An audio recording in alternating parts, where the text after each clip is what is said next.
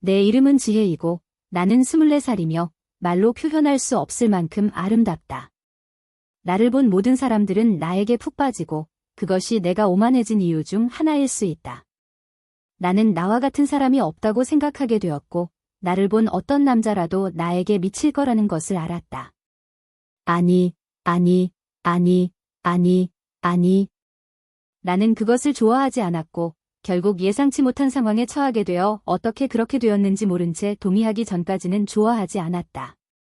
그래, 그는 행복했고 생활 여건도 좋았지만 그가 그렇게 귀엽지는 않았다. 그는 좋은 사람처럼 보였지만 영웅은 아니었다. 그의 물질적인 재산은 그를 거절하기 전에 2번 생각하게 만들 정도로 충분했다. 그러나 그와 결혼한 후 첫날부터 그는 늘 내 곁에 있었고 농담을 하고 웃음을 나누며 대화를 이어갔다. 그는 너무 집착했고 그것이 점점 나를 짜증나게 하기 시작했다. 특히 우리 관계에 절대 만족하지 않는 것처럼 보였을 때 더욱 그랬다. 그의 결혼 생활은 비현실적이었고 누군가가 그렇게 행동한다는 것이 말이 되지 않는 것 같았다. 내가 지쳤다고 하거나 더 이상 견딜 수 없다고 말할 때마다 그는 왜냐하면 내가 예쁘니까, 왜냐하면 내가 나를 좋아하니까, 왜냐하면 나는 너 없이 이렇게 앉을 수 없으니까 라고 말하곤 했다.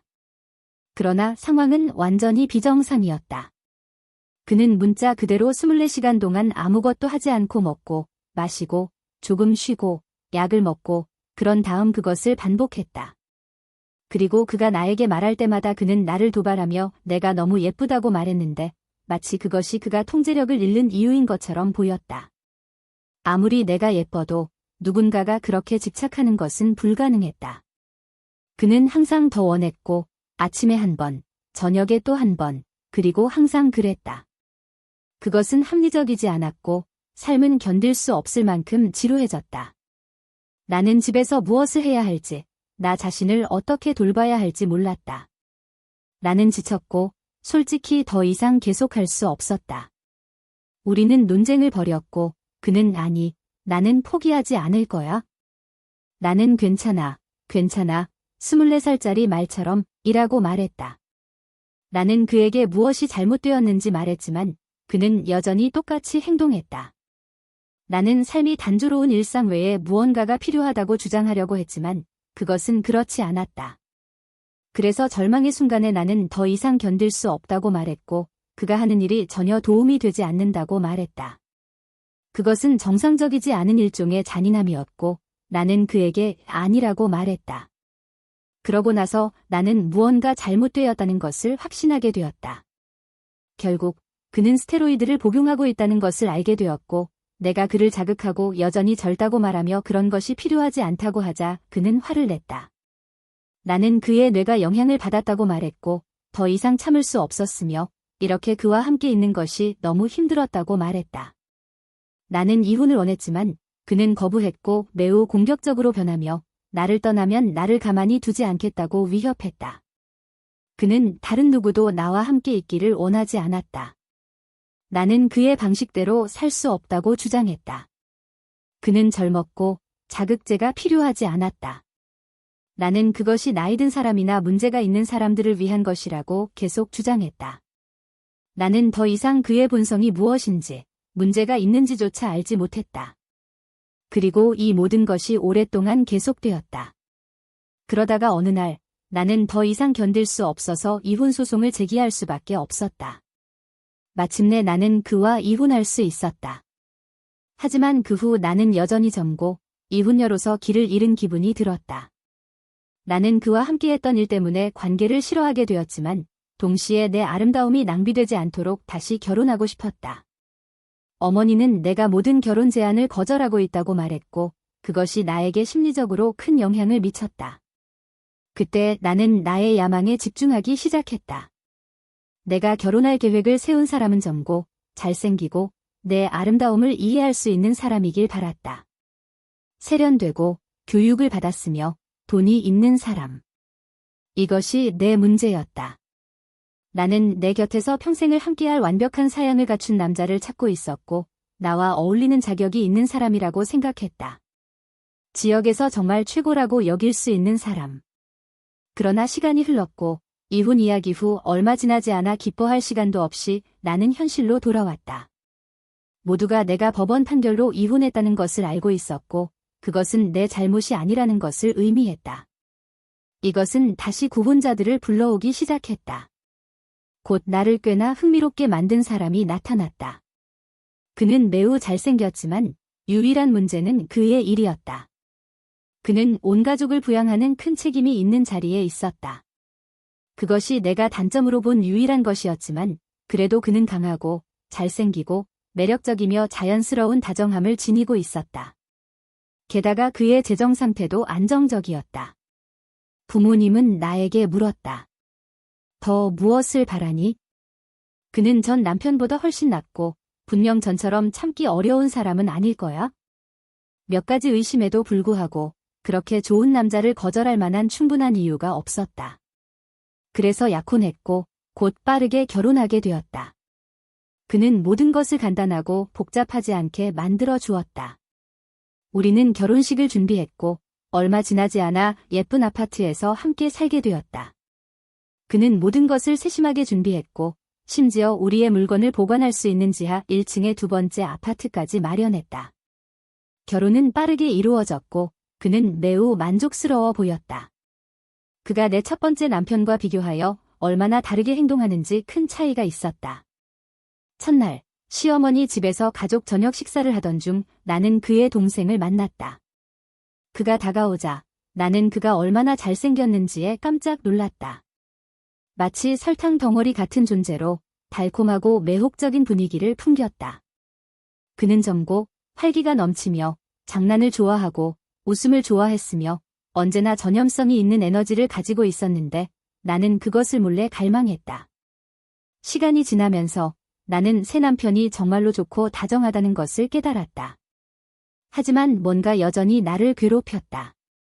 내가 첫 남편과 경험했던 과도한 욕망이 없다는 것이 눈에 띄었지만 지금 상황은 너무 편안했고 그것도 나를 괴롭히기 시작했다. 나는 문제가 꼭 그에게 있는 것이 아니라 내게 있다는 것을 깨닫기 시작했다.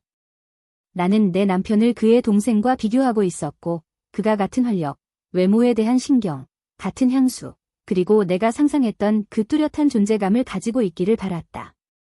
내 마음은 내 남편이 그의 동생과 같다면 어떨지 상상하고 공상하기 시작했다. 항상 나는 내 남편이 최신 유행을 따르고 최고의 향수를 부리고 더 자신을 가꾸고 대학 공부를 계속하는 모습이 어떨지 생각하고 있었다. 이런 끊임없는 비교가 나를 진짜로 괴롭히기 시작했지만 나는 처음에 그것을 이해하지 못했다. 시간이 지나면서 나를 괴롭히는 것은 내 남편이 아니라 그의 동생에 대한 나의 끌림이라는 것을 깨달았다. 내 남편은 정말 좋은 사람이었고 나는 그것을 알았지만 내 안의 혼란은 점점 커져갔고 나는 왜 내가 가지고 있는 것과 원하는 것 사이에서 이렇게 갈등을 느끼는지 이해하려고 애썼다. 나는 그로부터 관심을 얻기 위해 무엇이든 하고 싶었지만 아무도 그것을 눈치채지 못했다. 결국 모든 사람에게는 맏며느리가 집안일을 돕는 것이 정상으로 여겨졌다. 우리는 마치 하나의 가족인 것처럼 모든 일을 자연스럽게 처리했다. 나는 시어머니를 위해 일을 하고 집을 돌보고 남편의 동생을 도왔지만 아무도 그것에 대해 신경 쓰지 않았다. 내면에서는 그를 위해 무언가를 할 때 이상한 기쁨을 느꼈다. 나는 모든 세부 사항에 신경을 썼고 그것은 마치 무의식적인 일이었다. 그것은 우리가 약속하거나 의논한 것이 아니었지만 나는 그의 약속과 그가 좋아하는 것들을 알게 되었고 모든 것을 최선을 다해 하고 싶었다. 나는 모든 것이 달콤하고 완벽하며 그가 사랑할 수 있는 방식으로 만들어지기를 원했고 그가 좋아하고 칭찬할 수 있도록 노력했다. 시간이 지나면서 나는 그의 도착을 기대하게 되었고 그것이 사소한 일일지라도 말이다. 그는 내가 하는 모든 것을 좋아했고 그것이 나를 만족감으로 가득 채웠다. 하지만 동시에 나는 남편의 동생에게 사랑에 빠지고 있다는 것을 깨달았다. 내 감정과 감정이 그에게 향하고 있었고 나는 그것을 피할 수 없었다. 처음에는 그가 아무것도 눈치채지 못했고 나는 허용된 선을 넘지 않고 제자리에 머물렀다. 나는 스스로에게 말하곤 했다. 나는 무모한 행동을 하지 않을 거야. 그와 이야기하지 않을 거야. 하지만 내가 느끼고 있는 것을 표현해야 한다는 것을 알고 있어. 나는 내 아름다움에 너무나 자신이 있었기 때문에 내 감정을 밝히면 그가 좋은 반응을 보일 것이라고 기대했다. 나는 그가 내가 그를 사랑한다는 것을 알게 되었을 때 황홀해할 것이고 거의 기적과도 같은 일처럼 느낄 것이라고 상상했다. 내 마음속에서는 그가 나에게 남편과 이혼하라고 부탁할 수도 있고 나를 품에 안고 나를 놀라운 기분으로 만들어줄 것이라고 상상했다. 이런 환상들은 내 안에서 점점 커져갔고 그동안 내 남편은 집 밖에서 모든 일을 처리하느라 너무 바빴다. 내 남편은 자신이 짊어진 책임 외에는 아무것도 할 시간이 없었다. 그는 일 외에는 거의 아무 생각도 하지 않았다. 가끔 그는 잠시 앉아 우리와 함께 먹고 마시며 그날이 어땠는지 또는 그의 동생이 무엇을 했는지에 대해 조금 이야기하곤 했다. 그 역동적인 상황 속에서 나는 남편의 동생에게 내 감정을 어떻게 표현할지 계획하기 시작했지만 여전히 나는 같은 자리에 있었고 어떻게 행동해야 할지 몰랐다. 그의 바쁜 일정에 익숙해진 나는 오늘 그가 늦게 도착할 것이라는 것을 알고 있었고 집에 들어올 때 대부분의 집 안을 건드릴 것이라는 것도 알고 있었다.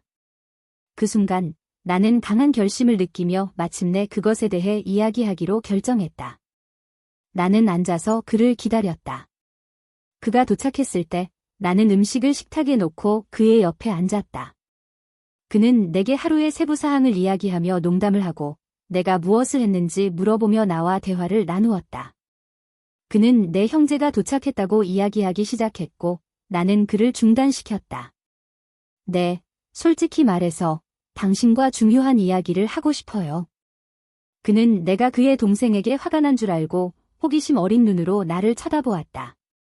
결국 내가 남편과 다툴 때 그가 알고 개입하여 상황을 화해시키는 것은 자연스러운 일이었다. 지난 몇 달 동안 그는 남편이 우리의 문제를 방치했기 때문에 여러 번 개입해야 했다. 그가 개입할 때마다 그의 말만이 내 분노를 진정시킬 수 있었다. 하지만 이번에는 내가 그를 진정시키며 말했다. 아니요, 문제는 당신의 동생과 관련이 없어요. 사실 이것은 완전히 다른 문제입니다. 나는 그가 흥미를 가질 것이라고 생각하며 그의 반응을 간절히 기다렸다. 하지만 내 놀라움에 그는 당신은 내 형의 아내입니다. 그리고 나는 당신을 내 친누나를 존경하는 것처럼 존경합니다. 라고 대답했다. 나는 놀라서 물었다. 무슨 뜻이에요? 친누나처럼요. 그는 확실히 말했다. 네, 정확히 그렇게요. 나는 계속 말했다. 하지만 그뿐만 아니라 나는 당신의 형의 아내입니다. 나를 어떻게 보세요? 그는 주저없이 대답했다. 나는 당신을 형의 아내로 내 누나처럼 봅니다. 이것은 나를 좌절시켰고 나는 물었다. 내가 형의 아내가 아니었다면 당신은 무엇을 느꼈을까요? 그는 단호하게 대답했다. 나는 당신을 그런 눈으로 본 적이 없습니다.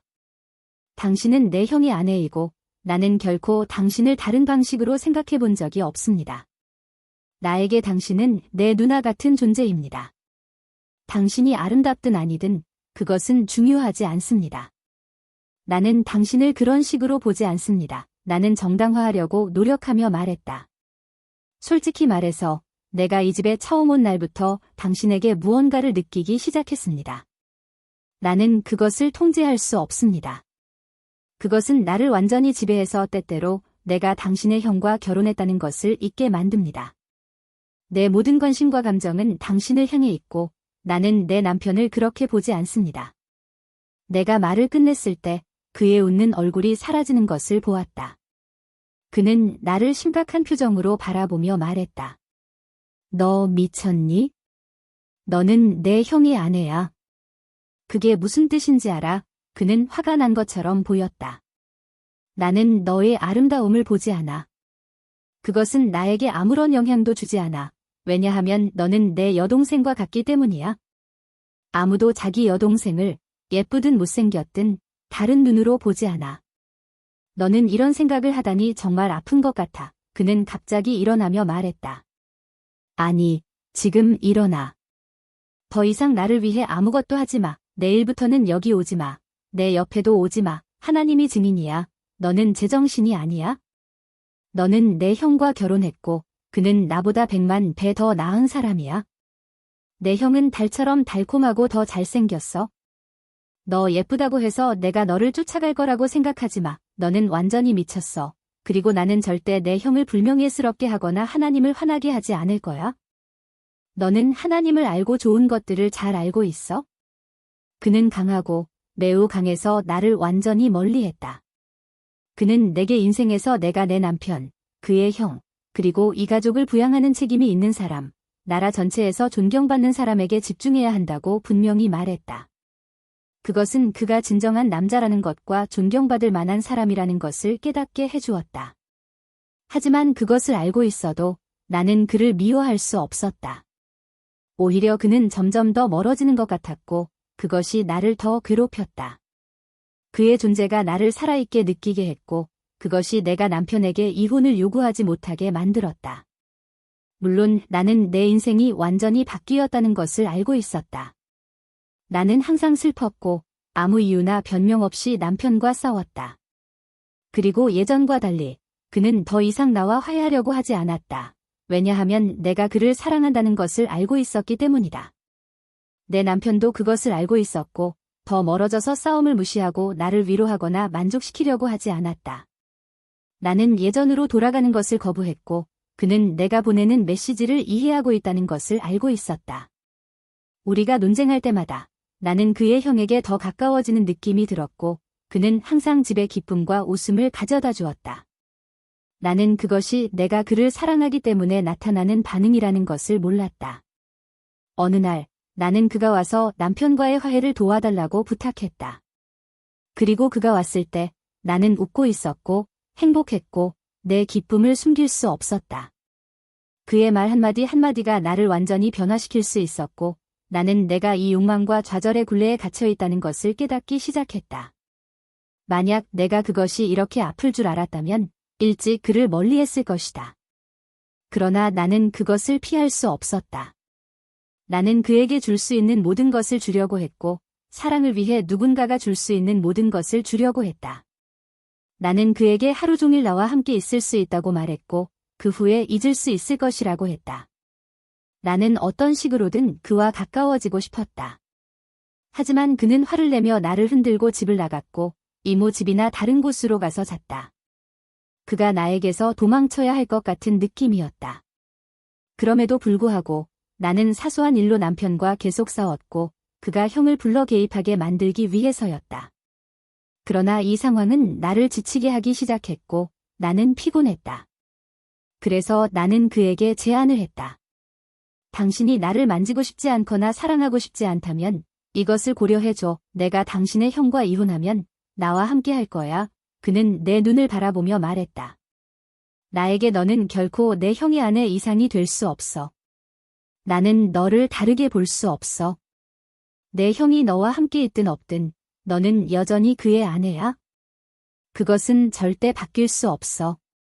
그는 우리 사이에 넘을 수 없는 명확한 빨간 선을 그었다. 그는 내면을 파괴할 만큼 단호하게 말했다. 그는 모든 것이 그의 형을 위해서라고 했고 내가 원하는 것처럼 나를 절대 원할 수 없다고 했다. 나는 그것을 받아들일 수 없었고 그가 내 외모나 성격 때문에 나를 거절한다고 믿을 수 없었다. 나는 만약 내 남편이 내 인생에 없었다면 그가 마침내 나를 받아들일 것이라고 상상했다. 나는 그가 나를 사랑하고 우리가 결혼해서 함께 살게 될 것이라고 공상했다. 하지만 진실은 잔인했다. 그는 집에서 오랫동안 멀리 떨어져 있기 시작했고 나는 그를 생각하는 것을 멈출 수 없었다. 나는 이 집착에 사로잡혀 있었고 그를 마주해야 한다는 의미 때문에 이혼할 용기가 없었다. 내내 내 마음은 우리가 단둘이 있을 때 그가 나에게 마음을 열 것이라는 행복한 결말을 상상했다. 그러나 현실은 내가 길을 잃고 있었고 무엇을 해야 할지, 어떻게 앞으로 나아가야 할지 몰랐으며 솔직히 그 이외에는 아무것도 생각할 수 없었다. 내가 신경 쓰는 전부는 어떤 식으로든 남편의 형의 마음을 얻는 것이었다. 나는 그의 음식에 뭔가를 넣어야겠다 라고 생각했다. 어쨌든 그는 항상 음식이 맛이 없다며 불평했다. 그래서 나는 그가 하루 종일 외출하고 피곤하게 집에 돌아올 날을 골랐다. 나는 음식을 준비했고 그를 위해 특별히 만든 접시에 대량의 살충제를 부었다. 나는 접시를 식탁에 놓았고 그는 먹기 시작했다. 물론 그는 음식을 맛보고 2번이나 말했다. 이 음식 맛이 이상해. 나는 대답했다. 이상해? 너는 항상 음식이 마음에 안 든다고 하잖아. 그는 지쳤고 이미 나와의 끊임없는 다툼에 지겨워서 아무 말도 하지 않고 그냥 계속 먹었다. 그는 맛에 신경 쓰지 않고 조용히 있었다. 그 후에 집안의 모든 사람들이 아래층에 모여 있었지만 남편의 형이 배에 통증을 느끼기 시작했다. 그는 음식이 좋지 않다고 뭔가 잘못되었다고 말했다. 나는 계속해서 음식이 나쁘지 않다고 나도 먹었다고 했지만 그는 고통에 소리치기 시작했다. 통증은 점점 심해졌고 결국 그는 바닥에 쓰러져 몸을 뒤틀었다. 나는 절망에 빠져 아무도 무슨 일이 일어나고 있는지 듣지 않길 바랐다. 나는 라디오로 가서 소리를 최대한 크게 틀어 벽이 흔들릴 정도로 만들었다. 아무도 그의 비명을 듣지 않도록 하기 위해서였다. 그리고 문을 잠그고 내려가서 이리저리 걸으며 불안해했고 아무도 의심하지 않길 바랐다. 나는 샤워를 하고 침착해 보이려고 했지만 내면은 완전히 통제할 수 없었다. 내가 욕실에서 나왔을 때 그는 이미 기운이 빠져 거의 죽어 있었다. 그때 나는 다른 사람들에게 전화하며 걱정하는 척했다. 무슨 일이 일어났는지 모르겠어요. 그의 얼굴이 이상해요. 그는 바닥에 쓰러져 있어요. 사람들이 보러 왔을 때 모두의 충격적인 표정은 잊을 수 없었다. 의사를 불렀고 그는 몸을 검사하며 말했다. 이것은 죽음처럼 보이지만 뭔가 수상해요. 의사는 그의 얼굴과 눈이 정상으로 보이지 않는다고 말했다. 그 순간 나는 남편의 형이 나를 의심의 눈초리로 쳐다보는 것을 느꼈다. 그는 아무 말도 하지 않았지만 나는 그가 의심하고 있다는 것을 알고 있었다. 탐정들이 조사하기 위해 도착했을 때 그들은 몸을 검사하고 질문하기 시작했다.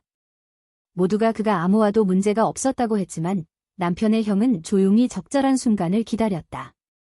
탐정들이 시신을 법의학으로 이송할 것이라고 말했을 때 그는 네, 모든 것을 확인하고 싶습니다. 라고 말했다. 결과가 나오고 그가 죽었다는 것이 확인되었을 때 그의 형은 진실을 말했다. 내 형은 지난 몇 달 동안 그녀와 문제가 있었습니다. 그는 그녀가 나를 사랑하고 나와 관계를 맺고 싶어 한다고 말했어요. 그녀는 심지어 이혼하면 나와 결혼할 것이냐고 물어보기도 했습니다. 그는 내가 그에게 다가가려 했던 것과 그 기간 동안 내가 이모네 집이나 부모님 댁에 머물렀던 것을 모두 털어놓았다. 그는 내가 한 모든 것을 폭로했다. 그리하여 나는 주요 용의자로 간주되어 검찰청으로 끌려갔다. 그들은 나를 신문하고 압박하며 남편을 남편의 형 때문에 죽였다고 주장했다. 나는 형에게 감정이 있었던 것은 부인하지 않았지만 그의 죽음에 대해 아무것도 모른다고 맹세했다. 그럼에도 불구하고 그들은 내 아파트를 수색하고 옷장을 뒤졌고 나는 이런 일이 일어날 거라고 상상도 못했다. 나는 아무도 나를 의심하지 않을 것이라고 생각했다. 나는 결코 남편의 형이 모든 것을 자백하고 나에 대해 말할 것이라고 상상하지 못했지만 놀랍게도 그들은 남편의 형의 옷에서 숨겨진 살충제를 발견했고 그는 모든 진실을 밝혔다. 나는 완전히 무너져서 무슨 말을 해야 할지 몰랐다. 결국 나는 그들에게 일어난 모든 일을 이야기하며 일이 이렇게 될 의도는 아니었다고 인정했다. 나는 단지 그와 함께 살고 싶었고 다른 해결책이 보이지 않았다고 말했다. 남편의 형은 절망과 분노가 섞인 표정으로 나를 보며 말했다. 내 형이 너와 함께 있었든 아니든 너는 그렇게 하면 안 됐어. 그는 너에게 나쁜 일을 한 적이 없어. 오히려 그는 명예롭고 훌륭한 사람이었어. 그는 계속 말했다. 너는 그에게 한 번도 주목하지 않았어. 너는 그가 제공한 집, 가족, 모든 것을 거부했어. 왜? 너는 내 형과 함께하는 것을 후회할 것이라고 생각했지만 사실 그는 진정한 남자였어. 그것을 너는 알아보지 못했어. 너는 악에, 그 자체로 악마에 의해 이끌리고 있었다는 것을 상상조차 하지 못했어. 내 모든 생각은 끔찍한 것에만 집중되어 있었어. 그가 나에게 물었다. 왜 한 번도 내 남편에게 집중하지 않고 그가 가진 좋은 점을 보지 않았니? 왜 그가 제공할 수 있는 것을 깨닫지 못하고 항상 그가 없는 것을 찾으려고 했니? 무엇이 잘못되어서 만족하지 못한 거야? 나도 나 자신을 돌아보기 시작했고 참을 수 없는 후회에 사로잡혔다. 나는 앉아서 그가 말한 것과 같은 생각을 했다. 왜 나는 내 남편에게 집중하지 않았을까? 왜 그에게 있는 좋은 점들을 보지 않았을까? 왜 나는 항상 그가 가지지 않은 무언가를 찾으려고 했을까? 그리고 나 자신에게 물었다. 도대체 무엇이 잘못된 걸까? 내 탐욕, 내 자만심, 내가 원한다면 어느 남자도 나를 원할 것이라는 믿음, 아무도 나에게 저항할 수 없을 것이라는 생각. 하지만 내 남편의 형은 나에게 교훈을 주었다. 그는 모든 것이 나를 중심으로 돌아가지 않는다는 것, 내가 원하는 모든 것을 가질 수 없다는 것을 보여주었다. 그것은 나를 절대로 잊지 못할 방식으로 깊이 새겼다. 지금 나는 사형 집행을 기다리며 복도에 앉아 있다. 내가 자제하고 더 잘 생각했거나 적어도 하나님과 하나님의 뜻에 대해 숙고했더라면 좋았을 텐데. 만약 그렇게 했다면 분명 이런 일은 일어나지 않았을 것이다. 이것이 나의 이야기다. 내가 무언가를 바랄 수 있다면 사람들이 하나님이 주신 것에 만족하는 법을 배우고 이미 주변에 많은 것을 가지고 있을 때조차 부족한 것을 항상 찾지 않았으면 한다. 여기까지 나를 따라와 주셨다면 댓글에 의견을 남겨주세요. 여러분의 의견은 저에게 중요합니다. 채널을 구독하고 알림 벨을 눌러 다음 이야기들을 받아보는 것도 잊지 마세요. 그리고 가능하다면 이 이야기를 친구들과 가족들에게 공유해 주세요. 그들도 이 이야기를 함께할 수 있도록.